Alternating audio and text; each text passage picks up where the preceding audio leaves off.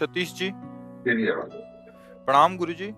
गुरुजी, मेरा मन जीव जंतु पशु पंछियों की सेवा में ही ज्यादा लगता है। मैं अपनी कमाई का ज्यादा हिस्सा इसी पुण्य में लगाता हूँ। बहुत अच्छा, बहुत अच्छा है। अहंकार रहित होकर सेवा की जाए तो भगवान की ही प्राप्ति हो जाती है, क्योंकि हर पक्षी पशु के रूप में भगवान है।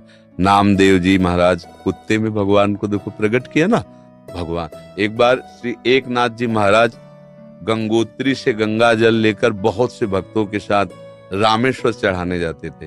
प्राय भक्त लोग ऐसा करते हैं कि गंगोत्री से गंगा जल लेकर रामेश्वर में चढ़ाते हैं कांवर में लेके। ऐसे ही वो जा रहे थे। जब रामेश्वर जी के पास पहुंचने वाले थे तो देखा एक गधा प्यास से तड़प रहा है, मतलब ऐसा दिखाई दे रहा है। तो उन्होंने विचार किया कि रामेश्वर जी में तो सब जल चढ़ाते हैं और ये प्यासा इसे कोई पिलाएगा नहीं।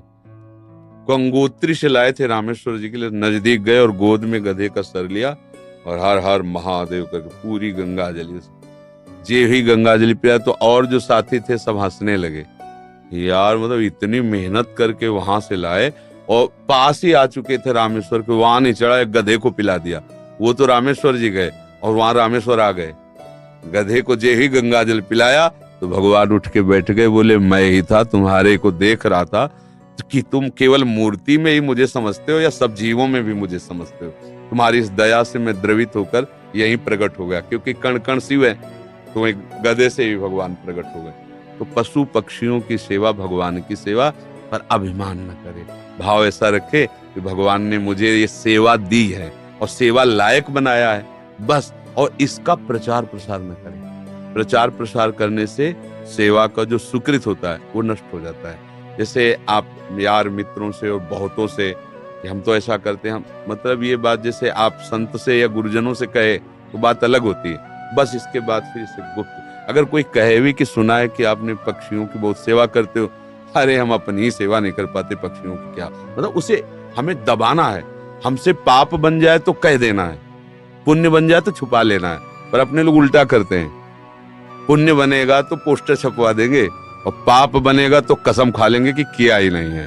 यही हमारी दुर्गति का कारण बनता है। अगर हमसे कोई गलती हो गई और कोई पूछे आपसे गलती, वहां हो गई, अब दंड मिले जो तो वो नष्ट हो जाएगा।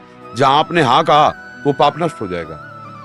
अगर सभा में खड़ा होकर के स्वीकार कर ले तो दंड मिले ना मिले उसका पाप नष्ट हो गया। और हम सभा में पुण्य को कह सकते हैं, पाप को नहीं कह सकते, देखना है नहीं। तो अपने इस पुण्य को छुपाओ और पशु पक्षी में भगवत भावना करो। जब उनको दाना डाल रहे हो या फल जो भी जैसे पशु पक्षी हो, तो भाव करो, हे भगवान आप इन सब रूपों, और बढ़िया पुण्य बन जाएगा और बड़ा लाभ मिल जाएगा। हे भगवान आप इन रूपों में आके सेवा स्वीकार, नाथ हम पे प्रसन्न रहो कि हम सदैव आपकी सेवा करते हैं। भक्ति हो गई, इसी से भक्ति हो गई। सब में भगवान के दर्शन की भावना बनने लगेगी, ठीक है। पर कभी गलत धन कमा के सेवा की भावना मत रखना।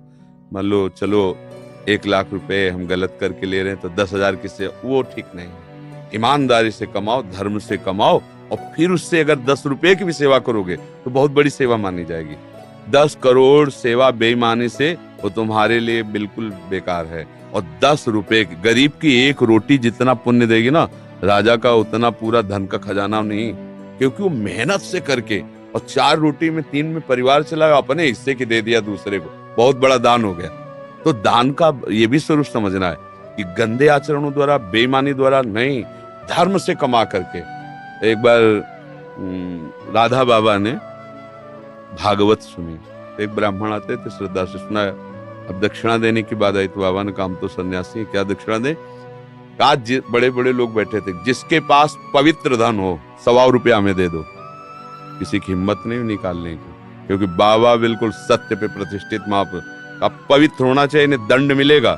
किसी की हिम्मत। एक घास खोदने वाला बगीचे में जो काम करता है दौड़ के आया, बाबा हमारा पवित्र है। वह कैसे तेरा पवित्र? बोले घास खोदता हूँ, मुझे कोई 1000-2000 ले मिलते, 100 रुपया तो हम दे देंगे। बोले हाँ तू दे। 100 रुपया लिया, पंडित जी को देखे, ये है दक्षिणा। हाँ ये 100 रुपया 100 करोड़ की बराबरी बिल्कुल नहीं हो सकती। वो 100 करोड़ बेकार, वो 100 रुपया अच्छा। धर्म से कमाओ और धर्म से सेवा करो, ये भगवत। डॉक्टर हिमांशु सूरी जी, बठिंडा, पंजाब से।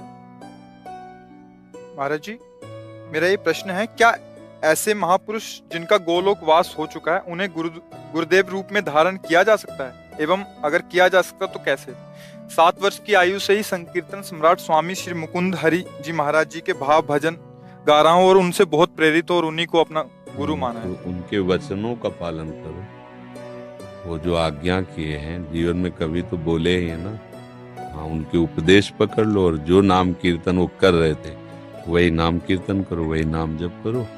जो भगवत प्राप्त महापुरुष हैं वो थे, है, रहेंगे, तीनों में बराबर होते हैं। ये भूत भविष्य वर्तमान काल जीव के लिए है, जो ईश स्वरूप होते हैं उनके लिए नहीं। वो थे भी, वो हैं भी और वो रहेंगे भी। जो महापुरुष हैं किसी को भी, जैसे भाई जी हनुमान प्रसाद पोद्दार जी, राधा बाबा, उड़िया बाबा, हरि बाबा, ये सब महापुरुष थे, हैं और रहेंगे। अब आप तदाकार करो तो उनसे बात भी हो सकती है। मिलन, जब भगवान से बात हो सकती है तो भगवत स्वरूप ही तुम आत्मा है ना। हाँ, तन्मयता धारण करो। उनके भजनों की रिकॉर्डिंग की जैसे है उपदेश नहीं होते। हाँ, मतलब सब संतों का एक ही कथन है, संसार के चिंतन से अपने चित्त को बचा के भगवान के चिंतन में लगाना। बस बार बार नाम जप करो। जो भी नाम कीर्तन करते हैं ना, वो नाम कीर्तन पकड़ लो, अंदर से जपो, उसी का कीर्तन करो और उनको गुरु मान लो, हो गई बात। समझ रहे? और संतों का संग करते रहो, जिनसे आपका मन मिले, जिनकी बात सुनकर आपको अच्छा लगे और हृदय शीतल हो जाए, उन संतों के वचन प्रगट में सुनते रहो और नाम और गुरु भाव उधर रख लो। मनोज कुमार दिल्ली से। सतगुरुदेव भगवान, आपके चरणों में कोटि कोटि प्रणाम। गुरुदेव भगवान, पराये सभी शिष्य अपने गुरुदेव का मानसिक चिंतन करते हैं, लेकिन गुरुदेव वो परम सौभाग्यशाली शिष्य कौन से लक्षणों से युक्त होता है जो कभी कभी अपने गुरुदेव के चिंतन में भी आ जाता है? जिसका अस्तित्व खत्म हो जाता है वो कभी कभी नहीं, वो गुरुदेव में ही हो जाता है। जब तक शरीर और शरीर के भोग और शरीर संबंधियों से अपनापन है, तब तक गुरुदेव को हमने माना है। जैसे संसारिक किसी को हमने पिता माना, माता माना, रिश्ते नाते माने, उसी में एक और नाता मान लिया, गुरु। अब जिसने अपना अस्तित्व अहम में टिका होता है, जिसने अपना अहंकार गुरु जी के चरणों में दे दिया, अब जैसे आपकी आज्ञा वैसा ही हमारा जीवन है। आपका कृपा कटाक्षी हमारा मोक्ष मूलम गुरु कृपा। जिसने गुरुदेव को अपना अहम देकर सतत उनकी आज्ञा पर चला, तो गुरुदेव को चिंतन नहीं करना होता। गुरुदेव उसके हृदय में बैठते हैं, वो गुरुदेव के हृदय में सदैव रहता है। भगवान अपने भक्ति के लिए कहते, साधु हृदयम मह्यम, साधु नाम हृदयम। मैं उनका हृदय हो जाता हूँ, वो मेरा हृदय हो जाते हैं। और सही पूछो तो वो गुरु स्वरूप ही हो जाता है। सच्चा शिष्य वही जो गुरु स्वरूप हो गया। जैसे प्रियालाल जिसको अपना परिचय दे देते हैं तो प्रियालाल मैं हो जाता है, उसमें कोई अंतर नहीं। जानत तुम्हें हो जाए, सोई जाने जेहि देहु जनाई। जिसे वो जना देते हैं वो उन्हीं के मैं हो जाता है। ऐसे गुरुदेव का सच्चा शिष्य वही है जो गुरु स्वरूप हो जाता है। सांसारिक राग, सांसारिक भोग, सांसारिक चिंतन रहित, सदैव गुरु के बताए हुए नाम मंत्र में तल्लीन है, वही गुरु का स्वरूप हो जाता है। गुरु निष्ठा, नाम निष्ठा, धाम निष्ठा, इष्ट निष्ठा, ये बड़ी दुर्लभ बातें हैं, किसी बिरले के हृदय में आती है। और ये निष्ठा आ गई तो निश्चित वो उसी को प्राप्त हो जाता है जिसकी जो, जैसे अभी हमारी शरीर निष्ठा है सबकी, तो हमें भोग की चाह है, मान की चाह है, प्रियता है, संसार सारा प्रपंच है। और जिस दिन भगवान निष्ठा आ गई तो सारा प्रपंच खत्म हो गया, भगवत निष्ठा आ गई। भगवान के चरणारविंद में आसक्ति प्रेम, या प्रियालाल के चरणारविंद में आसक्ति प्रेम। पहले तो समझना है कि इष्ट और गुरु केवल कहने को दो शब्द हैं, पर्यायवाची, दो नहीं है। वही लाडली ही अपने रस का विस्तार करने के लिए हमारे जैसे शब्द बोलने वाला रूप धारण करके हमको समझाती हैं। हमारे आचार्य, हमारे गुरुदेव हमारी लाडली ही है, दूसरा कोई नहीं। गुरुदेव ही लाडली है, लाडली ही गुरुदेव है, दूसरा कोई उनको कौन जान सकता है, वही जान सकते हैं। तो वही आके अपना परिचय देते हैं आचार्य रूप में, गुरु रूप में, भगवत प्रेमी महात्माओं के रूप में। देखने को ढांचा पंच भौतिक होता है, अंदर हृदय सिंहासन पर युगल सरकार विराजमान होते हैं, वही अपना विस्तार करते रहते हैं। समझ में आ रहा ना? इस प्रकार आपने सुना कि जो लोग पशु पक्षी या कुत्तों को भोजन देते हैं उनके लिए क्या कल्याण होता है अथवा उनको क्या लाभ प्राप्त होता है। इसलिए आज से आप भी पशु पक्षियों के लिए भोजन देने का कार्य प्रारंभ कर दीजिए। निश्चित रूप से आपका कल्याण होगा। जय श्री राधे कृष्ण।